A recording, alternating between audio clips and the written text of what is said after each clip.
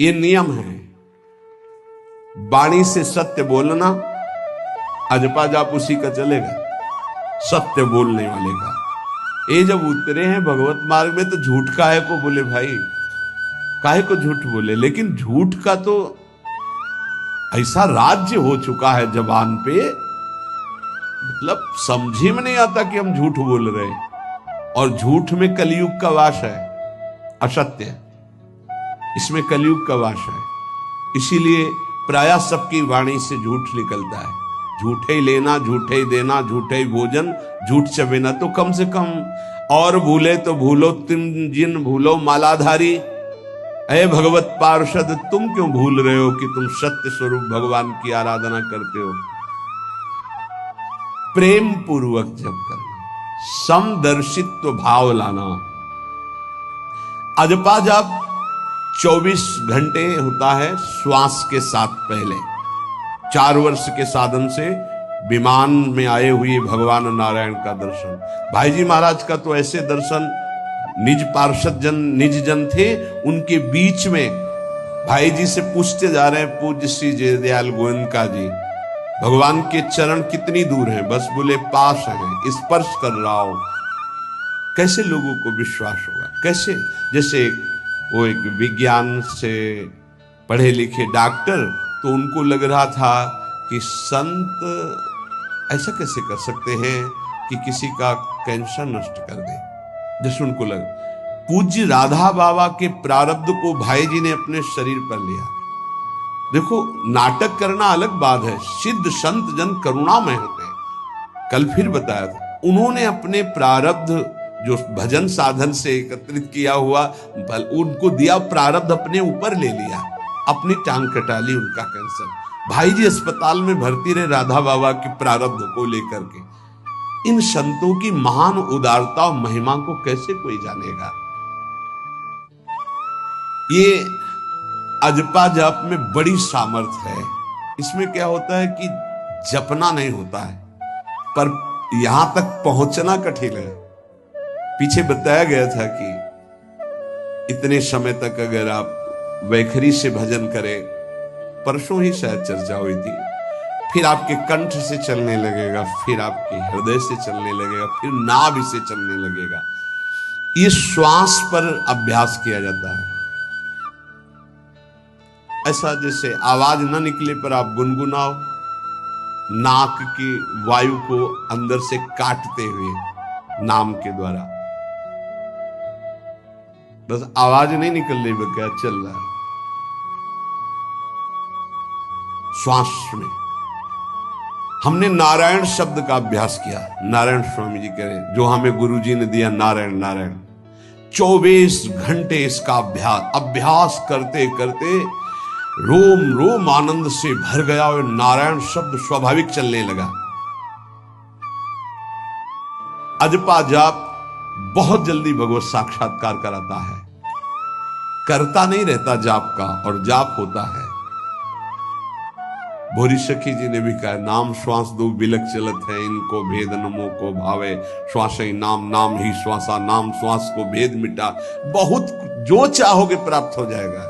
ये रुपया पैसा संसार की भोग सामग्री, ये तो तुम्हें कोई देगा भी तो तुम्हारी इच्छा नहीं होगी, आसक्ति नहीं होगी इनकी तरफ।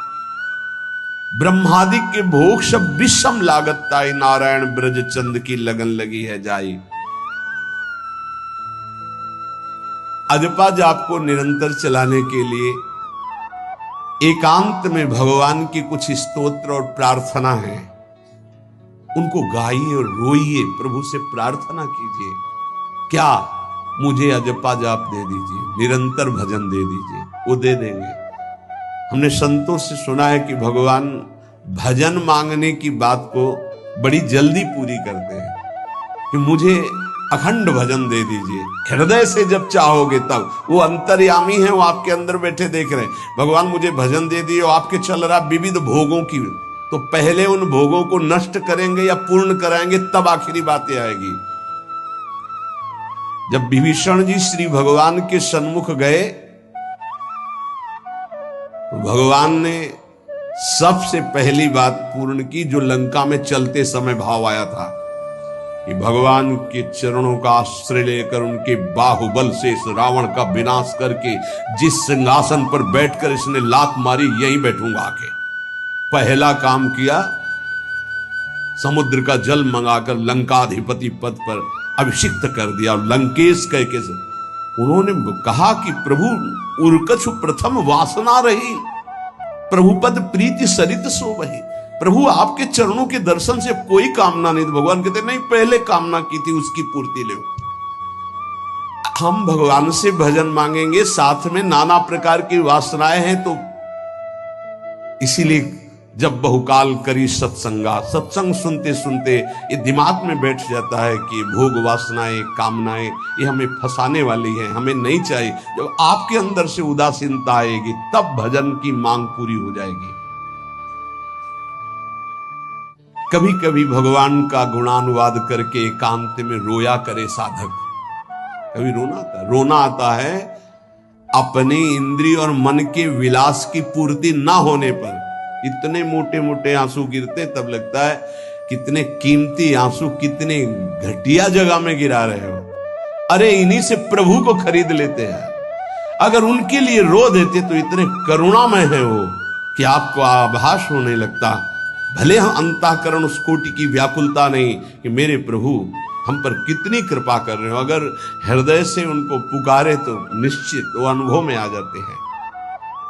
छोटी छोटी बातों में लोग रो देते हैं, ऐसे रो देते हैं, मोटे मोटे आंसू चल रहे बात में ऐसे, और प्रभु की चर्चा हो जाए घंटों, कोई फर्क नहीं पड़ेगा। ये तो आश्चर्य लगता है। और भक्तों को चाहे जितना भीषण कष्ट हो, कभी आंसू नहीं निकल सकते। जब आंसू निकलेंगे तो भगवत भाव में निकलेंगे। कह रहे नारायण स्वामी कि अजपा जाप के लिए भगवान से प्रार्थना करो। कभी कभी एकांत में उनके स्तोत्र हैं, गुण हैं, उनको गा गा कर रो, उनसे प्रार्थना करो, हे दीन बंधु मुझे अपना अखंड भजन दे दो। जो चाहिए सब प्राप्त हो जाएगा। भजन से क्या नहीं प्राप्त हो सकता। एकांत में बैठकर रोने से, ऐसे प्रतिदिन जब आप नियम बना करके प्रभु से प्रार्थना करेंगे। मीराबाई जी ऐसा ही करती थी, रात्रि में गिरधर से बात करती थी, प्रार्थना करती थी। नारायण स्वामी जी कह रहे उपासक ये बिल्कुल ध्यान रखें, यदि नाम सिद्ध करना है तो झूठ बोलना शपथ पूर्वक त्याग दे। झूठ नहीं बोलूंगा, सत्य बोलना इस अजपा जाप के लिए निहायत जरूरी है, निहायत जरूरी है। प्रार्थना है, काहे को मलिन करे जिह्वा। जब हम भगवत मार्ग में चल रहे तो ये याद भूल जाती है हमें कि हमें सत्य ही भाषण करना है, असत्य नहीं बोलना। ये हमें भूल जाते हैं। क्यों भूल जाते हैं? क्योंकि माया का ऐसा प्रभाव। अगर हम भजन के प्रेमी हैं, भजन बढ़ाना चाहते हैं, तो हम झूठ क्यों बोले? सारे जगत में जो भी तुम्हारे सामने आवे, दृष्टि से उसको जरूर देखकर एक बार प्रणाम करो। मेरे प्रभु इस जीव जंतु के रूप में, जड़ के रूप में, चैतन्य के रूप में। इससे तुम्हारे हृदय में पवित्रता बढ़ेगी, अजपा जाप चलने में सहायक होगा।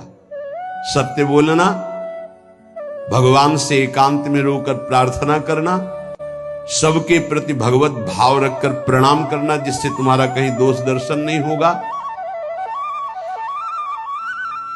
किसी के मन को दुखाने वाली कभी बात न कहे, किसी को दुर्वचन न कहे, किसी का वैर भाव अपने हृदय में स्वीकार न करे। ये साधन मैंने स्वयं किया है नारायण की कृपा से। इस दास को वेदांत का भी पूरा ज्ञान है और भक्ति मार्ग का भी। दोनों का आखिरी भाव समदर्शिता है, चाहे भक्ति से चाहे ज्ञान से। सब में ब्रह्म देखना, सब में वासुदेव देखना, सब में इष्ट देखना। भक्ति विषय में भजन और ज्ञान विषय में नारायण, ये दोनों बात भक्त में होनी चाहिए। भक्ति का प्रथम और अंतिम विश्राम भजन, हर समय भजन चलना। और आंतरिक ज्ञान का विषय सब में हमारे इष्ट देव, ये दो बातें जरूर होनी चाहिए परिपक्व भजनानंदी होने के लिए। अगर भगवान की प्राप्ति करनी है तो ये दो बातें बड़ी जोर की है। भजन निरंतर और जिसके भी सानिध्य में आए उसमें भगवत भाव करना। मेरे नारायण ने मुझसे कहा, वो फरमाया कि उनके पीछे पीछे मैं चलता हूं जो मेरे ऐसे भजन करने वाले भक्त होते हैं। और श्री कृष्णचंद्र जी ने दयालुता में भागवत में कहा, अनुब्रजाम में हम नित्यम पूयत्यंगुरेण भी। मुझे बहुत रोना आता है बात सुनकर के कि दास की चरण रज के लिए स्वामी पीछे पीछे डोलता है। किस भक्त के पीछे? जो दो बातें यहां कही, जो निरंतर नाम जप करता है और सब में भगवत भाव रखता है। तो भगवान नारायण ने नारायण स्वामी से कहा कि मैं उसके पीछे पीछे डोलता हूं कि उसकी चरण रज मेरे ऊपर पड़ जाए। और भगवान श्री कृष्णचंद्र जी ने कहा, निरपेक्षम मुनिम शांतम निर्वैरम सम दर्शनम। निरपेक्ष जो किसी की अपेक्षा नहीं रखते, किसी से कोई संबंध नहीं स्वार्थ का। मुनिम जो निरंतर मंत्र का नाम का मनन करते रहते हैं। शांतम हर द्वंद्व की प्रहार स्थिति में वो शांत रहते, विचलित नहीं होते। निर्वैरम कोई उनसे वैर करे तो भी वो उससे वैर नहीं करते। और समदर्शी सब में अपने इष्ट को देखते। ऐसे संतों के पीछे में भगवान कहते उनकी चरण रज लेने के लिए हर समय पीछे पीछे रहता हूं।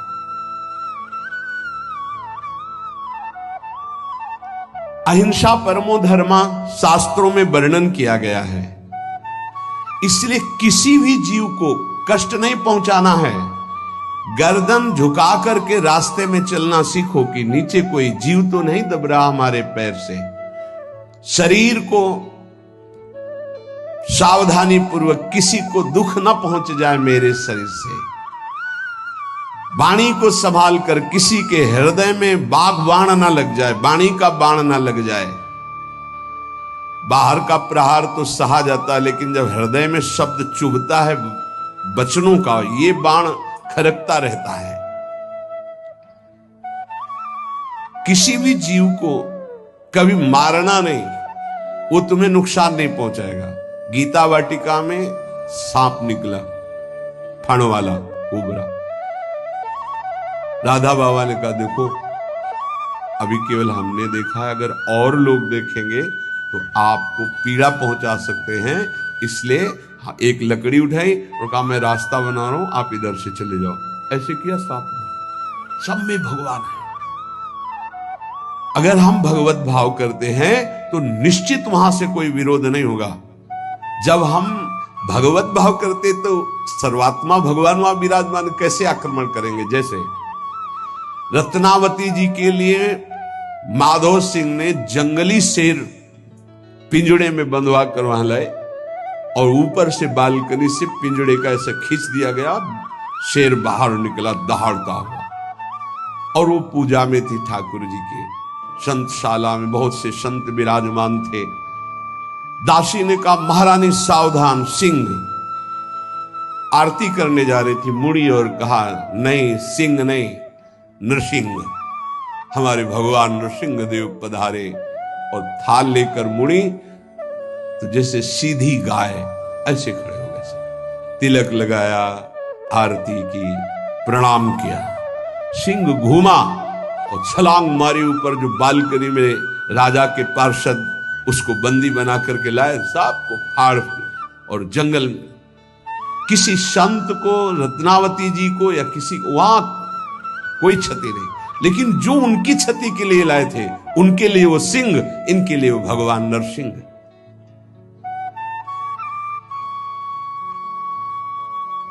यथा योग्य दूसरे की सहायता करना, ये अपने भजन को बढ़ाने के लिए अत्यंत आवश्यक है। नारायण स्वामी जी कहते हैं, साधु क्या सहायता करेगा? मान लो जो अकिंचन है वो क्या सहायता करेगा? तो विद्या दान सबसे बड़ा दान है। तुमने जो शास्त्रों में स्वाध्याय किया है, जो अनुभव किया है, वो दूसरों को दो। जो अधिकारी है, जो दैन्य है, जो सुनना चाहता है, उसे जरूर सुनाना चाहिए। जो विद्या का दान करता है, भगवान का भजन बहुत सहजता से होने लगता है दूसरे को भजन में लगाने की बात। इसीलिए जैसे आप गृहस्थ में हैं तो आप अपने परिवार के छोटे बच्चे बड़े सब 5 मिनट आप राधा राधा कहिए, आप 10 मिनट भजन कीजिए, आप स्वयं कीर्तन कीजिए, पूरे परिवार को सुनने को मिले, बहुत लाभ मिलता है। सब अगर नगर कीर्तन करें तो लाखों लोगों के पाप नष्ट हो जाए, आपको बहुत जल्दी भगवत प्राप्ति हो जाए। ये साधन होते थे। अब क्या हो गया कि इतनी भजन के प्रति लघु बुद्धि हो गई कि शर्म लगेगी कि हम पूरे गांव में कैसे कीर्तन करें। जो शर्म लगने वाली बातें उनमें शर्म नहीं, नाम जप में शर्म लगेगी कि हम 10 लोग मिलकर नगर कीर्तन करें। पहले ऐसा था, प्रातः 4 बजे गांव के 10-20 लोग बड़े बूढ़े मंजीरा लेकर ढोलक लेकर के आसपास गांव में फेरी देते थे, जिसे प्रभात फेरी कहते थे, और वो नाम कीर्तन करते हुए कितनी सुंदर प्रथाएं थी। शाम के समय रामायण या भागवत की कथाएं कोई जो पढ़ा लिखा है वो सुना रहा है, 10, 20, 50 ऐसे आसपास के घरों के लोग बैठकर भगवान की चर्चा सुन रहे हैं। ये जरूर करना चाहिए, जो भजन के लिए बहुत उत्साह बढ़ता है। ध्यान करते समय, भजन करते समय मन तुम्हें घुमा घुमा कर माया में फंसाएगा। नारायण स्वामी का अनुभव, तुम्हें उसको घुमा घुमा के भजन में लाना है, ये युद्ध करना है। मन ने जो मांगा वही हम देने के लिए तैयार हो जाते हैं। ध्रुवदास जी कहते हैं, मन अब तक तूने जो कहा मैंने किया, मैं जो कहता हूं तुम्हें करना पड़ेगा। थोड़ा तो हिम्मत लाओ मन से लड़ने के लिए, और किसी से लड़ने की जरूरत नहीं। मन को जीत गए तो सच्चे गुरु बन जाओगे। मन को जिसने चेला बना लिया वही सच्चा गुरु नहीं। मन के सब चेला हैं, कोई बिरला ऐसा है जो मन को अपने शिष्य बना ले। बहुत ध्यान दीजिए, लाखों बार प्रश्न आते हैं ये। मन जब तुम भजन में बैठोगे तो घुमा घुमा कर माया में मारेगा, आपको वहीं गिराएगा। तुमको ये करना है कि उसे घुमा घुमा कर नाम में लाना है। चल राधा राधा राधा, तेरी एक बात नहीं सुनेंगे। इस साधन के करने से मन की शक्ति जो विषय भोगों में फंसाने वाली है वो कम हो जाती है। ध्यान दीजिए, बड़े अनुभवी महात्मा है नारायण स्वामी। बार बार जब आप अपने मन को संसार की तरफ जाते हुए से घसीट कर नाम में लाएंगे तो कमजोर पड़ जाएगा और वो तुम्हारे अधीन होने लगेगा। मन जिसने अधीन कर लिया वो साक्षात भगवत स्वरूप हो जाता है। मन मारिया तन बस में की ना, हुआ भरम सब दूर, बाहर से कछ दिखत नाही, अंदर चमके नूर। आपो त्याग जगत में बैठे नहीं किसी से काम, उनमें तू कछुअंतर नाही, संत कहो चाहे राम। वो भगवान का स्वरूप हो जाते हैं। मन की प्रत्येक स्फुरणा पर ध्यान रहे, वो तुम्हें संसार की तरफ घुमा घुमा कर मारेगा, तुम्हें घुमा के नाम में लाना है। ये साधन तुम्हें अजपा जाप में स्थित करेगा। मन रूपी दर्पण को साफ करना है। जो जो वासना आवे उस वासना को नहीं भोगना है, इससे मन रूपी दर्पण साफ हो जाएगा। जैसे जैसे तुम वासनाओं को भोगते हो वैसे वैसे मन के ऊपर परत चढ़ती चली जाती है मल की, और जैसे जैसे तुम वासनाओं को नहीं भोगते हो तो मन निर्वासनिक होता जाता है। भोगने से सुख नहीं मिलेगा, ना भोगने से सुख मिलेगा। भोगने से शांति नहीं मिलेगी, ना भोगने से शांति मिलेगी। त्यागात शांतिरंतरम। अब बहुत बुरा बैठ गया है ये हमारे हृदय में कि हमारे मन में जो आए वो भोग मिल जाए, हम सुखी। बड़ी कृपा। बोले जब से भजन शुरू किया बड़ा चमत्कार, जो चाहते हो जाता है। दुर्भाग्य, ये कोई सौभाग्य है? जो मन चाहे वो पूर्ण हो जाए सौभाग्य नहीं है। फिर वो तुमको अधीन करके जो तुम नहीं चाहोगे वो भी करवा लेगा। सौभाग्य है कि मन जो चाहता है वो हम नहीं करते। जो शास्त्र में लिखा है, गुरु आज्ञा, वही मन की बात मानते हैं। अभ्यास करते करते वासनाएं कम होने लगती, फिर वासनाएं नष्ट हो जाती, फिर स्फुरणा ही नहीं होती, अजपा जाप प्रारंभ हो जाता है। विक्षेप यही वासनाएं पहुंचा रही भजन में। भजन से जो महासुख मिलता है तुम्हें कैसे बताऊं, नारायण स्वामी कह रहे हैं। मन को वश में करने पर जो सुख मिलता है वो ब्रह्मा को भी सुख नहीं है। अब आप सोच लीजिए, मन के अधीन होने पर दुर्गति तो सब देख रहे हैं, लेकिन मन को वश में करने पर जो सुख है वो परमेष्ठी पद ब्रह्मा में भी नहीं है। इसीलिए भक्त कहता है न पारमेष्ठ्यम न महेंद्र धिष्णम, नहीं चाहिए देवराज इंद्र का पद या ब्रह्मा का पद, ऐसा सुख स्वयं मिल गया क्योंकि मन अधीन हो गया। इसलिए इस दास ने स्वामी नारायण की कृपा से इस मन को अधीन किया। नेत्रों से जलधारा बहने लगी और हर समय नारायण की छवि नेत्रों में बस गई और जिह्वा ने प्रबल रूप धारण कर लिया, नारायण नारायण नारायण नारायण। अभी जिह्वा प्रबल रूप, समोसा चटनी ये वो कैसे नाम मीठा लगे, राधा नाम सुधा रसम, पानी आया मुंह में? नहीं। राधा नाम सुधा रसम, पानी आया मुंह में? नहीं आया। अभी गरम गरम समोसा चटनी ये या अमुक चीज या अमुक, मुंह में पानी आ जाएगा, क्योंकि हमारी जिह्वा का स्वाद बिगड़ गया। बोले हमारी जिह्वा प्रबल हो गई, किस बात में? रुकी नहीं रही, राधा राधा राधा राधा, जैसे राधा बाबा की। नारायण स्वामी जी कह रहे नारायण नारायण नारायण। हमने इसको कैसे वश में किया? बाजार में जाता, मिठाई की दुकान के सामने खड़े होता, जो सब चीज दिखाता, फिर कहता नारायण नारायण नारायण, कुछ नहीं मिलेगा, चलो। फल की दुकान में जाता, जगह जगह इसको हर चीज दिखाया, कुछ नहीं दिया, ये हमको जलाया, वो हम नारायण नारायण के द्वारा इसको शांत किया। माया ने हर चीज मंगवाकर हमारे सामने रखी पर नहीं खाया। ध्यान दीजिए, महापुरुष अपने इसको लिखने के पहले उन्होंने लिखा है कि मैं कोई लेखक नहीं हूं, मैं उन साधकों के लिए जो भगवत साक्षात्कार करना चाहते हैं उनके लिए रात्रि में अपने प्रिय नारायण का भजन रोक करके कुछ बातें लिख रहा हूं। अगर इनको स्वीकार करोगे तो आपका भी अजपा जाप चलने लगेगा, आप भी भगवत साक्षात्कार कर लेंगे। जब हमने देखा कि बहुत सुंदर सुंदर भोजन बन करके हमारे सामने माया भेजने लगी, नारायण भेजने लगे, ऐसा नहीं कह रहे, देख लो साधक की चतुरता देखो। माया हमारे सामने अच्छा अच्छा भोजन पकवान, पर मैं कभी उन अच्छे भोजन को नहीं पाता, मामूली साधारण उससे निकाल करके भोजन पाता। जितने सिद्ध हुए हैं उनकी रहनी यही है। मिठाई चरफरा स्वादिष्ट जवान पर ना रखने का नियम ले लिया, ये बड़ी बात है। अभी कुछ समय पहले एक महापुरुष पधारे, उन्होंने पहले आजीवन मिठाई छोड़ दी, कोई मीठा, फिर नमक छोड़ दिया, फिर भगवदाकार वृत्ति में शरीर भी छोड़ दिया। क्या महापुरुषों ने पाया है कि हम प्राण और शरीरों को इस सब कुछ समझते। पहले ही बता दिया था 3 दिन पहले कि अमुक समय में शरीर छूटेगा, और हंसते खेलते सबके सामने शरीर समाधिस्थ होकर छोड़ दिया।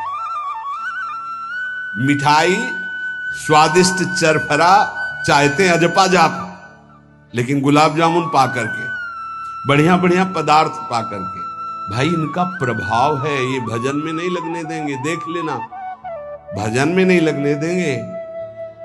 और अभी 10 दिन केवल हमें समय दो आप, फिर हम आपको देखेंगे कि आप कितना भरपेट भोजन पाते हैं। किसी भी मिठाई में चीनी नहीं पड़ेगी और किसी भी दाल या कढ़ी में नमक नहीं पड़ेगा, मिलेगा सब कुछ। खीर भी मिलेगी, गुलाब जामुन भी मिलेगा, पर चीनी नहीं होगी। दाल भी होगी, सब्जी होगी, कढ़ी होगी, पर नमक नहीं होगा, चलेगा। 10 दिन बाद आप देखो अगर पेट न पचकने लगे तो स्वाद ही नहीं मिलेगा। ये क्या हो रहा है? ये जवान को संभालना है अजपा जाप के लिए।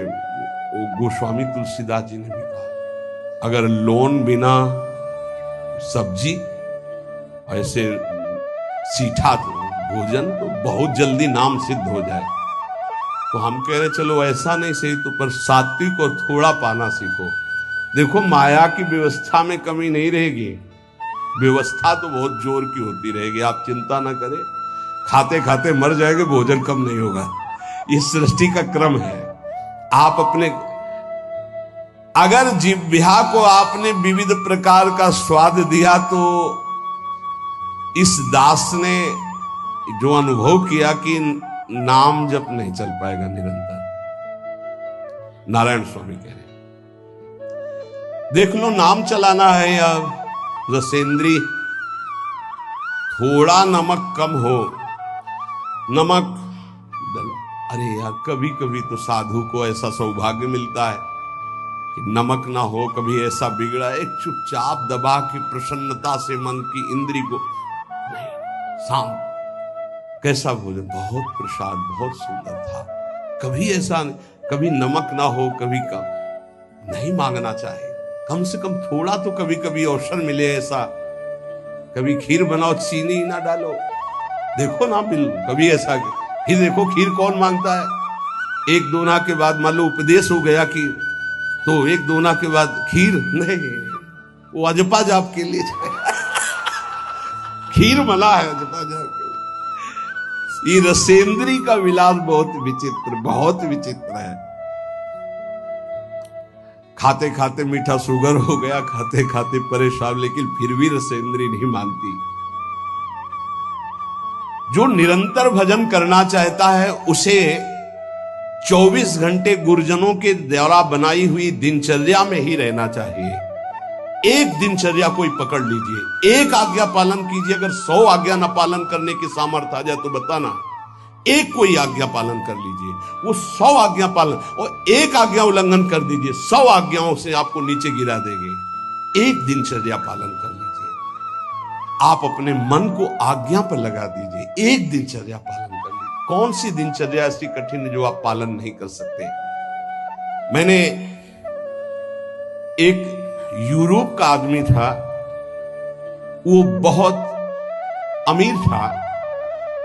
वो मरते समय घर वालों को कहा कि मैं एक वसीयत लिखा है, वो मुझे पढ़ने को मिली उस दिन।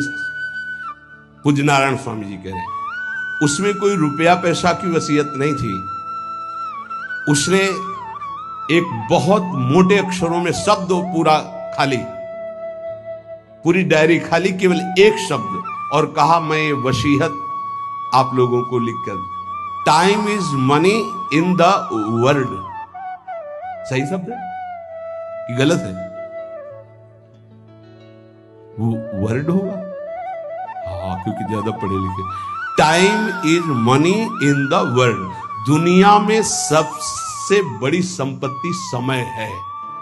दुनिया में सबसे बड़ी संपत्ति समय है। जब से मैंने ये पढ़ा तो इस दास ने समय की सदैव कद्र की है, हर समय को सार्थक किया है। या निरर्थक करने में समय की सार्थकता समझ रहे, निरर्थक सोना, निरर्थक बातें करना, बिना भजन के जो सेकंड गया व्यर्थ गया। बहुत सुंदर बात है। जिसने समय की कीमत पहचान ली वो सबसे बड़ा संपत्तिवान। Time is money in the world, संसार में समय ही सबसे बड़ी संपत्ति है।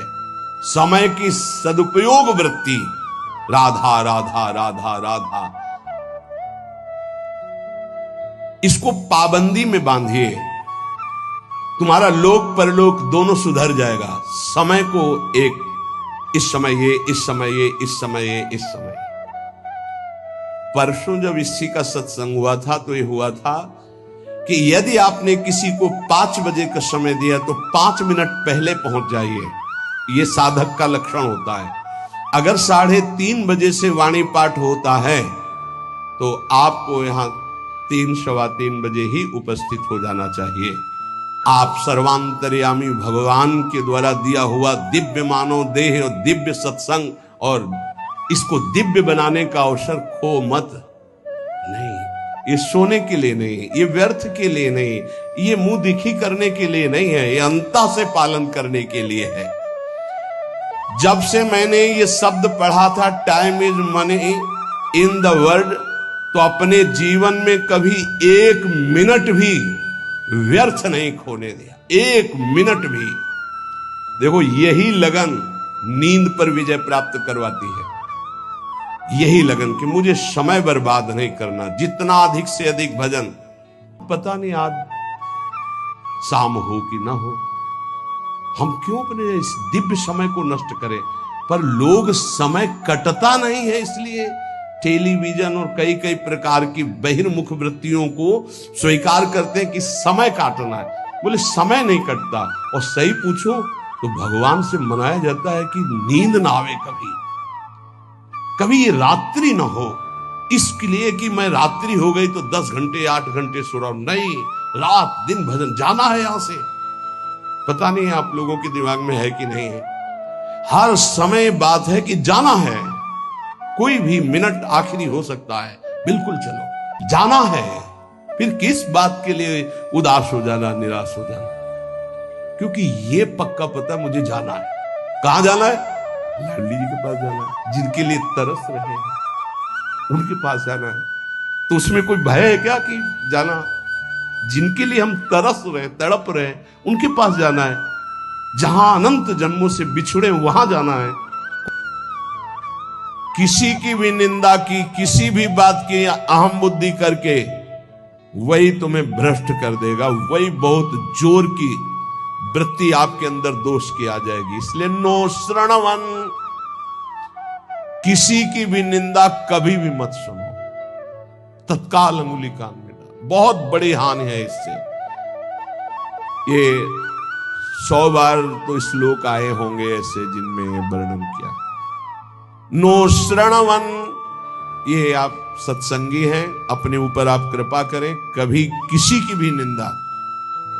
अरे बहुत विचित्र बात है, निंदा की तो बात जाने दो, अगर भजन करते हो हल्का शब्द निकल जाएगा तो भजन में विक्षेप पड़ जाएगा। हल्का शब्द हो गया तो भजन में विक्षेप पड़ जाएगा, ये हम देखते हैं।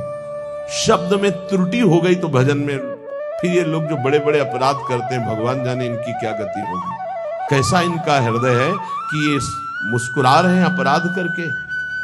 हल्का वचन निकल जाए जो सम्मान पूर्वक है लेकिन उनके यथायोग्य नहीं है, तो उसमें भजन में अंतर पड़ जाए।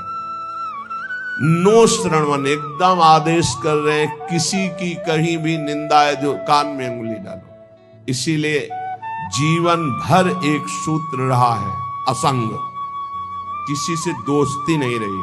क्योंकि जब अपनापन होगा तो खड़े होकर बात करेगा, एक की प्रशंसा करेगा, एक की निंदा करेगा। किसी से भी जरा सी प्रियता से बात कर दो फंस गए। सेवक जी महाराज बहुत सावधानी से कह रहे, तब सुख हरिवंश गुण नाम रसना रटत, और बहुवचन अति दुख दानी। तभी सुख है जब हरिवंश के नाम और गुण को ये वाक इंद्री रटती रहे, ये रसेंद्री स्वाद लेती रहे, और कुछ बोले तो दुख दानी, निश्चित दुख में फंस जाओगे।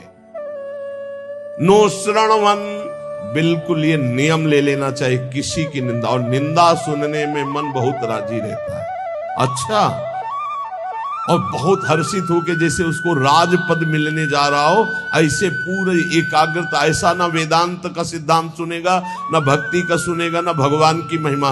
निंदा हो रही है तो खसक के और नजदीक पहुंच जाएगा, पुनः बोलो हम सुना नहीं, और अच्छा ऐसा हुआ, और आगे क्या, पूरा रसास्वादन उसमें डूबे चले जा रहे हो। ये नहीं पता कि ये हमारे सारे पुण्य नष्ट करके नरक का रास्ता बन रहा है। नो श्रणवन नैव ग्रहणन, सुनाई पड़ गया तो स्वीकार ही नहीं करना कि वो दोषी है।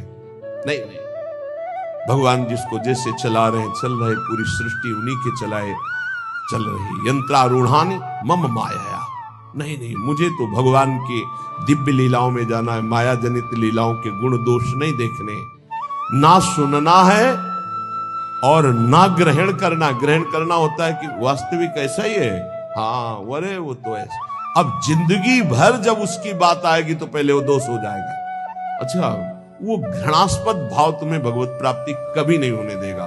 घोर पापी में, नीच में भी स्वाराध्य बुद्धिर मम, मेरे आराध्य राधा वल्लभ लाल विराजमान है, ये भाव रखना है। कह सकल तनु भृताम क्वापि दोषम गुणम वा, जितने भी शरीरधारी हैं किसी के ना दोष सुनना है ना ग्रहण करना है। वृंदावनस्थ सत्वान्यखिल गुरुधिया सन्नमन दंड पातई, ऐसे भजन बचता है। ऊपर वाली पंक्ति से भजन बचता है। परदोष दर्शन, परदोष वर्णन, परदोष श्रवण और परदोष चिंतन, इस सर्वनाश कर देता है। सर्वनाश सच्ची मानिए। किसी का भी उपहास कभी मत करना, कभी निंदा मत करना, कभी निंदा मत सुनना। नहीं, 100% आप लिख लो, कुछ दिनों में वो आपके ऊपर हावी होगा। किसी के प्रति भी दोष बहुत बहुत बहुत देखा है, बहुत बार देखा है, इसलिए कभी किसी के दोष न सुने, कभी ऐसा ना, नहीं तो फंस जाएगा, फंस जाएगा। माया भगवती इतनी चतुर है कि जानने में नहीं आता कि मैं फंस रहा हूं, जानने में नहीं आता। और वृंदावन में तो कभी भूलकर किसी के प्रति दोष न करे, क्योंकि लाडली जी ने पसंद किया, उसको रखा है, तो फिर हमें दोष करने की क्या सामर्थ्य है। जब लाडली जो मुझ जैसे नीच को वृंदावन में रखे हैं तो उसको वृंदावन में रखे, तो हमारा अधिकार कैसे? जब हम अपने को देखते हैं तो हम बड़े अधिकारी थोड़ी है वृंदावन वास के। हम पर जब कृपा हुई तो उन पर भी कृपा हुई, तो जब उन पर कृपा होगी पूरी तो वो भी महात्मा बन जाएंगे। हम दोष दर्शन क्यों करें? तो वृंदावनस्थ सत्वान्यखिल गुरुधिया सन्नमन दंड पातई, अगर वृंदावन के किसी भी वासी पर दोष दर्शन हो जाए तो प्रणाम दंड पातई, वो जाने या न जाने दूर से प्रणाम कर, हे प्रभु मेरे से गलती हो गई, क्षमा करो प्रभु, मैं आपकी महिमा को नहीं जानता। ऐसा पक्का समझ लो, नहीं भजन क्षीण हो जाएगा, भजन नष्ट हो जाएगा। जो त्यक्त्वा शेषाभिमानो, सब अभिमान छोड़ करके, निर्वधि परमा किंचन कृष्ण राधा, श्यामा श्याम की आराधना के लिए दैन्य भाव अत्यंत आवश्यक। किसी भी तरह का कोई अभिमान नहीं होना चाहिए। त्यक्त्वा शेषाभिमानो, कोई भी अभिमान शेष नहीं है, रूप का, जवानी का, इन शरीरों का अभिमान, यौवन, बाहुबल, बहुत विचित्र है। कुछ भी हो जाए तो जीव का ऐसा गलत स्वभाव पड़ गया, वो अभिमान कर लेता है। हम अपने आप तो बहुत छोटे। भगवान शंकर तांडव कर रहे थे तो 2 तालियों से ऐसे बाणासुर ने ताल मिलाई। भगवान शिव प्रसन्न हो गए, कहा शास्त्र वाओ, 1000 भुजा वाला हो, महान बलशाली विक्रम, भगवान शिव की कृपा। अब 2 भुजाएं तो अगर सही ढंग का स्वास्थ्य हो तो फिर खुजली संभलती नहीं, बल्कि भगवान शिव का कृपा पात्र 1000 भुजाएं, तो जिस पर्वत में मारे चकनाचूर, जाके दिग्गजों को ललकारा, भाग पड़े, कोई उसके सामने नहीं। काफी समय विचरण करने के बाद भगवान शंकर के पास आए, कहा जगत गुरु, आज दूसरी तरह से प्रणाम था। भगवान शंकर ज्ञान समुद्र, बोले गुरु खुजली हो रही भुजाओं में। बोले मतलब? बोले आओ, आप ही आओ, हमारे बल दिया है 1000 भुजा है तो आपसे युद्ध करना चाहता हूं। मुस्कुरा दिए। भगवान ने कहा, एक माली भी जिस पौधे को सजाता उसको उजाड़ता नहीं। तुम्हारी भुजाओं की खुजली मैं तो नहीं मिटाऊंगा, लेकिन मेरे समान बलशाली आकर मिटा देगा। तो जब प्रद्युम्न पुत्र अनिरुद्ध और उषा जी का बड़ा एकांतिक मार्मिक प्रसंग है कि उषा जी ने स्वप्न में देखा अनिरुद्ध जी को पहली बार। अब वो विकल, ना उनको भोजन अच्छा लगता, ना नींद अच्छी लगती। तो जो उनकी परिचर्या में वो 9 कुमारी थी, आसपास राज सैनिक, वयोवृद्ध या जो स्त्री पुरुष दोनों नहीं, उनको लगाया जाता था। राजकुमारियों के महल की सुरक्षा में वयोवृद्ध, अनुभवी या जो स्त्री पुरुष दोनों नहीं, उनको लगाया जाता था। तो ऐसी व्यवस्था में उनके पास सखियां सेवा में रहती थी। कभी कभी कोई सूचना मिलने पर बाणासुरा के, अब उषा जी को इस तरह विक्षिप्त देख करके ना भोजन, ना नींद, ना भोग, तो उनकी एक बहुत प्रिय सखी चित्रलेखा थी, जो बड़ी योगिनी थी, शक्ति संपन्न थी। उसने कहा, सखी, मेरी सखी होते हुए तुम इतना उदास, बोलो ना, कोई ऐसा विषय है जो गुप्त विषय और तुम बता नहीं सकती, वही तुम्हें इतना विक्षिप्त कर रहा है। मैं समझ रही हूं कोई विषय तो है। तो उनका, सखी, मुझे एक स्वप्न में 9 कुमार के दर्शन हुए और अब मैं उसके बिना जी नहीं सकती, पर मैं ये नहीं जानती को है कौन, कहां का है, क्या है, पर स्वप्न में मैंने देखा। तो उनका, स्वप्न में आपने देखा तो त्रिभुवन का कोई ऐसा नहीं है जिसका मैं चित्र न बना सकूं, और तुम्हारे सामने साधारण कोई आ नहीं सकता, क्योंकि साधारण से तुम मोहित नहीं हो सकती। तो मैं असाधारण महापुरुषों के परिवारों का चित्रण करूंगी, तुम केवल इशारा दे देना, मैं योगिनी हूं, अपहरण उसका मैं कर लूंगी। स्वप्न में देखा था अनिरुद्ध जी को। वो बड़े बड़े नागलोक, स्वर्गलोक, सब लोगों के बड़े बड़े जो सुंदर हैं, गंधर्व हैं, देवता हैं, यक्ष हैं, फिर मानव लोक का, जय भगवान श्री कृष्ण का चित्र आया, मुस्कुराए, बोले, बस कुछ मिलता जुलता ऐसा ये तो नहीं है प्रद्युम्न जी, बस कहा बिल्कुल नजदीक पहुंच चुकी हो, मिलता जुलता ही चित्र है बिल्कुल। और जे ही अनिरुद्ध जी का आया सो रो पड़ी, बोले यही मेरे चित्त का अपहरण करने आया। बोले बहुत बड़ी जगह तुम्हारा स्वप्न हो, कहा आसक्ति हुई है, पता है द्वारिकाधीश भगवान श्री कृष्ण के ये नाती है अनिरुद्ध जी। सुदर्शन चक्र का रात दिन पहरा रहता है द्वारिका में, किसी का भी प्रवेश नहीं, बहुत महान जगह तुम्हारी आसक्ति हुई, पर मैं अपने प्राण त्याग कर भी सखी तुम्हें मुस्कुराते देखना चाहती हूं। उनका, अगर मुस्कुराते देखना चाहती तो इनसे मिलवा दो। स्वप्न में देखा था।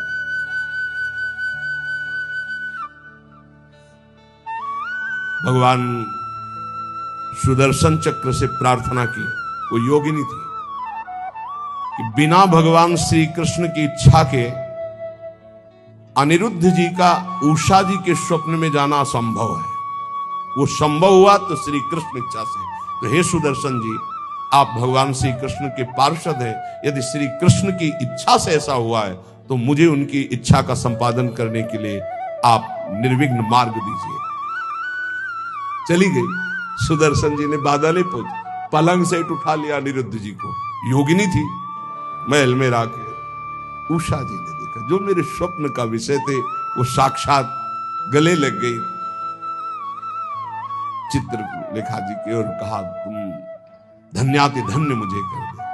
अनिरुद्ध जी की जब आंख खुली, अपना महल नहीं, यहां तो धैर्यपूर्वक समझाया कि मैं अपहरण करके लाई हूं, ऐसा ऐसा ऐसा।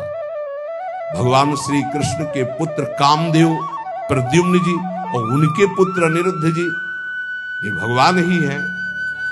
वासुदेव संकर्षण प्रद्युम्न अनिरुद्ध, जैसे राम लक्ष्मण भरत शत्रुघ्न, ऐसे ही वासुदेव संकर्षण प्रद्युम्न अनिरुद्ध, ये भगवान ही 4 रूपों में, भगवत स्वरूप अनिरुद्ध जी। अब तो क्या हास्य विनोद, विविध प्रकार की क्रीड़ाएं। जो वयोवृद्ध संरक्षक थे, एक बार निकलते हुए उषा जी को देखा, बाणासुर को सूचना पहुंचाई कि आपकी बेटी के हाव भाव और प्रसन्नता को देखकर लगता है किसी पुरुष का संयोग हो चुका है, तो उनका सबकी गर्दनें उतार दी जाएंगी, बाहर से कौन पुरुष जा सकता है। तो बोले, वचन देता हूं, इतनी भारी सुरक्षा है कि बाहर से वायु भी बिना अनुकूल हुए हमारे नहीं जा सकती। दैवी शक्तियों का पहरा है। बाणासुर की कुल माता थी जो पूरे नगर की रक्षा करती थी, पर योगिनी चित्रलेखा जी की इस चाल को कोई नहीं जान पाया था। बाणासुर ने कहा, ऐसा क्यों? मेरी बेटी को कोई दूषित कर दे मुझ जैसे बलवान के होते हुए, अब उसको कौन रोक? सीधे जो ही गए सो पलंग पे उषा जी और अनिरुद्ध जी पासे खेल रहे थे और सखिया बेटे हास्य विनोद। जेवी अनिरुद्ध जी को देखा, उषा जी ने देखा, अनिरुद्ध जी तो सिंहवत बंदी बनाने के लिए लाख कोशिश की, मार मार के सैनिकों को भगवान के स्वरूप है। लेकिन आखिरकार महाबली बाणासुर अपनी शक्तियों का प्रयोग करके अनिरुद्ध जी को बंदी, देवर्षि नारद जी पहुंच गए द्वारिका। प्रभु खोज कर रहे थे अनिरुद्ध जी की, उषा जी के महल में बाणासुर ने बंदी बना लिया है। बलराम जी ने सुना, ये जानते हुए कि हमारा वंशज और उसको बंदी बना लिया, शोणितपुर को नष्ट कर दूंगा। अब बलराम जी द्वारिकाधीश, पूरा वैभव, सूचना मिली युद्ध की, तो इधर अपने चेला के साथ भगवान शंकर, बलराम जी के साथ द्वारिकाधीश, आमने सामने युद्ध प्रारंभ। भगवान शंकर पशुपतास्त्र तो नारायणास्त्र, दिव्यस्त्र। भगवान श्री कृष्ण ने इशारे से कहा कि आप ही का तो रचा हुआ सारा खेल अपने चेला की भुजाओं की खुजली मिटाने के लिए आपने ही तो हमें बुलावा दिया है। एक बाण मारा भगवान श्री कृष्ण ने, जन्मणास्त्र, बाणासुर की भुजाओं को जब 4 रह गई सब काट दिया। भगवान से बस प्रभु बस। बोले प्रभु मैं तो आपकी ही आज्ञा का अनुमोदन कर रहा हूं। और आवेश में भरे हुए थे। इतने में उनकी कुल माता जो पूरे राष्ट्र की रक्षा करती थी, दैवी शक्ति, वो दिगंबर होकर खड़ी हो गई। तो भगवान श्री कृष्ण, वहां ये लिखा हुआ है कि यदि अचानक किसी माता बहन के किसी अंग पर दृष्टि पड़ जाए तो दोबारा दृष्टि न जाए। अगर किसी दिगंबर माता बहन की शरीर की दृष्टि आप दोबारा की तो सारे सुकृत नष्ट हो जाएंगे। भगवान होते हुए भगवान श्री कृष्ण तत्काल नेत्र फेर लिए और वहीं युद्ध का समापन हुआ। भगवान शिव जी ने समझाया, फिर उषा और अनिरुद्ध जी का विवाह हुआ। ये अहम इतना पुष्ट है कि अपने गुरुदेव से कह रहे कि मेरी भुजाओं की खुजली मिटा दो। बाणासुर यहां कह रहे, त्यक्त्वा शेषाभिमानो निर्वधि परमा किंचन कृष्ण राधा। यदि आप अपने भजन को बढ़ाना चाहते हो तो नो श्रवण नई ग्रहणन, ना किसी की निंदा सुनो और ना स्वीकार करो कि ये दोषी है। सकल तनुभृताम क्वापि दोषम गुणम वा, पूरी सृष्टि के किसी भी जन के दोष या गुण स्वीकार मत करो। गोस्वामी तुलसीदास जी बहुत बड़े महापुरुष हैं। आज तक बचपन से लेकर के आज तक, वो एक बार आए थे भक्तमाली जी, उन्होंने कहा मुझे तो ऐसा लगता है कि आपके ब्लड में ही रामायण है, ब्लड में ही गोस्वामी तुलसीदास जी। हमका मान लीजिए ऐसा ही है, क्योंकि जहां जन्म हुआ वहां का वातावरण ही ऐसा था। डीएनए में ही तुलसीदास जी है। सच्ची मानिए, कोई प्रसंग नहीं जाएगा जो विनय पत्रिका और रामायण से उसका। तात सुनहु माया कृत गुण अरु दोष अनेक, गुण याउ भय न मानई, मानहि सो अविवेक। न गुण न दोष किसी के, सब में भगवत भाव। त्यक्त्या शेषाभिमानो, ये बहुत कठिन है अभिमान का त्याग करना। अभिमान का त्याग करके अकिंचन भाव से यदि राधा कृष्ण श्यामा श्याम की उपासना हो तो बोले प्रेमानंदाश्रु मुंचन, फिर प्रेम आनंद का प्रकाश हो जाएगा। प्रेमानंदाश्रु मुंचन, अश्रु मुंचन करते हुए, ये भक्ति का प्रसाद है। निवसति सुकृति कोपि वृंदावनांत, कोई बड़ा भजनानंदी महात्मा ही ऐसा जो प्रेम से अप्लावित होकर शुभ प्रवाह करते हुए श्रीधाम वृंदावन वास करे, तो फिर उसकी दशा क्या होती? बोले क्रंदनार्त स्वरेण क्षितिषु, आकाश की तरफ देखता, हा प्रियालाल, और रो रहा है। परिलुंठन, भूमि में लौट रहा है रज में। सन्नमन, सबको नमस्कार कर रहा है, लताओं को, वृक्षों को, पशु पक्षियों को, जो सामने पड़ता है। नमन प्राण बंधुम, सबको देखता है मानो मेरी आत्मा है, मेरे प्रीतम है। कुर्वन्दन्ते तृणान्या दधदनु करुणा दृष्टे काकुकोटिः। सबसे कृपा कटाक्ष, मुझ अधम पर कृपा करो। ये हमने देखा है वैष्णव जनों, मुझे अधम पर कृपा करो, मेरा भजन बन जाए, हम पर श्री जी करुणा करें, मेरा नाम जब चले। और रात दिन भजन कर रहे हैं। और काकुवाणी, दैन्य वाणी के द्वारा सबसे बर्ताव। फिर तिष्ठन्नेकांत वृंदा विपिन तरुतले सभ्य पाणौ कपोलम। कभी कभी एकांत में से बैठ करके पाणौ कपोलो और रुदन, हा प्रिया हा लाडली जो, न्यस्याश्रुएण मुंचन नयति। इतना अश्रु भूमि गीली हो गई नीचे। दिन निशाम कोपि धन्यो तनन्यः। धन्याति धन्य हो गया वो जो रात दिन प्रिया प्रीतम के चिंतन में है, अश्रु प्रवाह करता है। जो उसको देख ले, जो उससे बोल ले, अमोघस्य, निश्चित उसका परम कल्याण हो जाएगा। वह परमात्मा नीचे है, ऊपर है, वही पीछे है, वही आगे है, वही दाहिने, वही बाएं है, वही सर्वत्र है।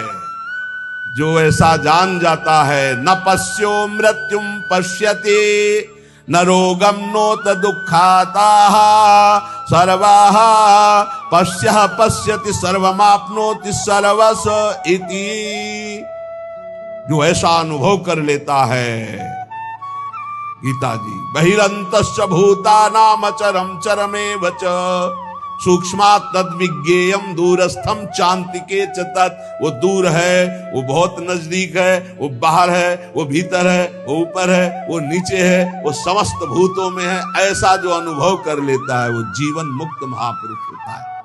तो या करें, न पश्यो मृत्युम पश्यति। मृत्यु की ताकत नहीं, उसको देख ले जो ऐसा अनुभव कर लेता है। इतनी ऊंचाई पर होता है कि मृत्यु का प्रहार स्पर्श भी नहीं कर सकता। न रोगम, कोई रोग उसे दुख नहीं पहुंचा सकता। नोत दुखता, कोई भी भयानक विपत्ति दुख इसका स्पर्श नहीं कर सकती। हे, समझो इस बात को। यदि भगवत प्राप्ति हो गई तो कोई भी दुख, कोई भी रोग, कोई भी शोक, कोई भी भयानक विपत्ति, बोले स्थिति कैसे प्राप्त होती। ये सनत कुमार जी के वचन है। बोले आहार शुद्धौ सत्व शुद्धि सत्व शुद्धौ ध्रुवा स्मृति स्मृति लंबे सर्वग्रंथि नाम विप्रमोक्षः। जिसका आहार शुद्ध है, चरित्र शुद्ध है, आचरण शुद्ध है, वही महापुरुष स्मृति को प्राप्त होता है। सत्व शुद्धि, आहार शुद्ध होने पर ही अंतःकरण शुद्ध होता। अंतःकरण शुद्ध होने पर आचरण पवित्र होते। चरित्रवान, जो पवित्र चरित्र वाला, वही भगवती स्मृति को जागृत करता है। ये देवी शक्ति है स्मृति, अखंड स्मृति। जिस समय अखंड स्मृति जागृत होती है तो कह रहे स्मृति लंबे सर्व ग्रंथि नाम विप्रमोक्षः। समस्त ग्रंथियां छिन्न भिन्न हो जाती हैं और वो जीवन मुक्त महापुरुष हो जाता है। इसलिए इन कामों से दूर रहो। निवृत्ति ही श्री सनत कुमार जी का उपदेश।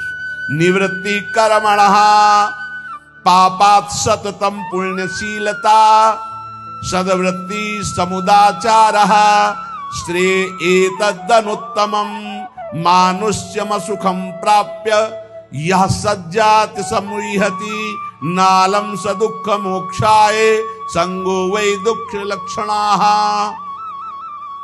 भूल कर भी कोई पाप कर्म मत करना, नहीं तो ये नष्ट कर देगा। कोई और नहीं, तुम्हारा पाप कर्म ही तुम्हारी बुद्धि में बैठकर या अन्य की बुद्धि में बैठकर तुम्हें दंड दे देगा।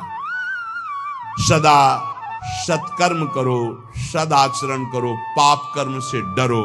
सनत कुमार जी कहे साधु पुरुष जिसे आदेश करते हैं कि ये करना चाहिए, वही बर्ताव पुण्य कहलाता है, और जिसे कहा जाता है ये नहीं करना चाहिए, वही पाप कहलाता है।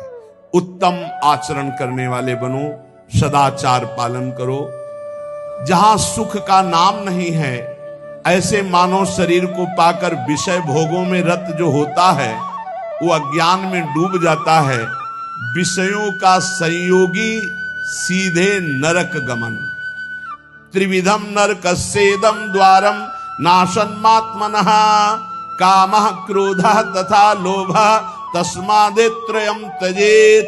काम, क्रोध, लोभ, मद ये सीधे नरक पहुंचाते हैं। सीधे कामः क्रोधः तथा लोभः। गोस्वामी जी कह रहे काम, क्रोध, मद, लोभ सब ये नाथ नरक के पंथ, यही रास्ते हैं, ये नरक पहुंचा देंगे।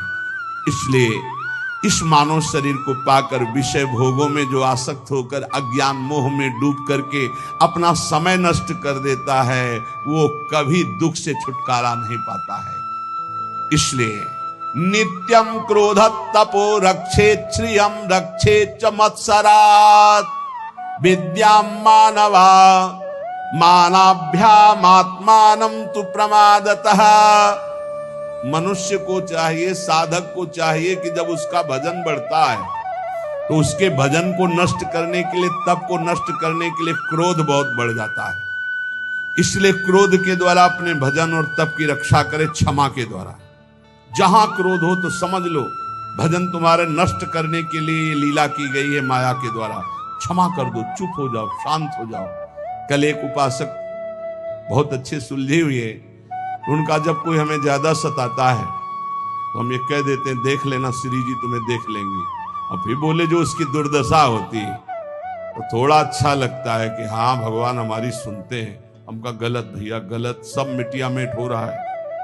ये जो साधन भजन करो सबका प्रयोग हो रहा है, तुम्हें आनंदित नहीं होना, तुम्हें रोना है कि ऐसा क्यों हो रहा है। तुम्हें प्रार्थना करनी कि हे प्रिया जो यदि मेरे मन में भी आ जाए तो इसको दंड मत देना, तब तुम्हारा भजन बचेगा। अगर ऐसे आनंदित होने लगे ना तो भजन भी नहीं होगा, आगे उल्टा आप पे आना शुरू हो जाएगा। तब सोचोगे कि भगवान तुम्हारी सुनते नहीं। नित्यम क्रोध तपो रक्षेत, अपनी रक्षा तपस्या और भजन की क्रोध से कर लो, नहीं ये नष्ट कर देगा। क्रोध ऐसा होता है जब गुस्सा आती तो बाहरी गुस्सा हम अगर रोक लेते हैं तो अंदर से चलने लगता है कि ठीक है हम तो कुछ नहीं बोल रहे, पर हम जिनकी आराधना कर रहे हो तुम्हारे देख लेना पक्का हो जाएगा, पर तुम्हारा भजन चला जाए। ये बात तो यहाँ कह रहे कि नित्यम क्रोधत तपो रक्षित संयम। जहां कहीं भी साप दिया है किसी ऋषि ने तो उसी समय वहां लिखा मिलेगा कि वो तप के लिए, जैसे देवर्षि नारद जी ने जेवी नलकूबर मणिग्रह को श्राप दिया कि तुम वृक्ष योनि को, उसी समय फिर वो बद्रिकाश्रम के लिए लिखा कि तप के लिए चले गए, क्योंकि तप उधर लगा तो पूरा करो चल के उसे। भजन करना बहुत कठिन, करके बचाना बहुत कठिन है, क्योंकि जहां आप भजन बढ़ाएंगे तो माया आपके भजन को छीनने के लिए प्रतिकूल व्यवहार करने वाला भेजेगी और आपको क्रोध दिलाएगी। यदि आप क्रोध नहीं दिलाए तो चतुर बचा ले गए भजन को, और अगर गुस्सा आ गई तो अहित तो उसका हो ही जाएगा, पक्का है। जो आपको क्रोध दिला रहा है, लेकिन आपका भी अहित हो जाएगा क्योंकि आपका भजन क्षीण हो जाएगा। नित्यम क्रोध तपो रक्षेत, नित्य सावधान रहो, तुम्हारे सामने तुम्हारे भजन और तप को नष्ट करने के लिए भेजा जाएगा। नित्य सुरक्षित भजन को बढ़ाना है गुस्सा दिलाने के लिए। रक्षित श्रियम रक्षेत च मत्सरात्, जो भागवतिक ऐश्वर्य प्रकट होता है उसका नाश हो जाता है दूसरों पर ईर्ष्या करने से। ध्यान रखना है। सनत कुमार जी बोल रहे तुम्हारा भजन क्यों नहीं प्रभाव दिखाई दे रहा, तुम्हारा तप क्यों नहीं आगे बढ़ रहा, बोले गुस्सा करते हो इसलिए तुम्हारा भजन क्षीण हो जाता है। बोले तुम्हारी भागवतिक संपत्ति वैभव क्यों नहीं बढ़ रहा, आध्यात्मिक, बोले तुम किसी से डाह करते हो, ईर्ष्या करते हो, मत्सरता करते हो। तो रक्षेत च मत्सरात् रक्षेत श्रियम, अपने भागवतिक ऐश्वर्य की सुरक्षा के लिए किसी से ईर्ष्या मत करो, किसी से डाह मत करो।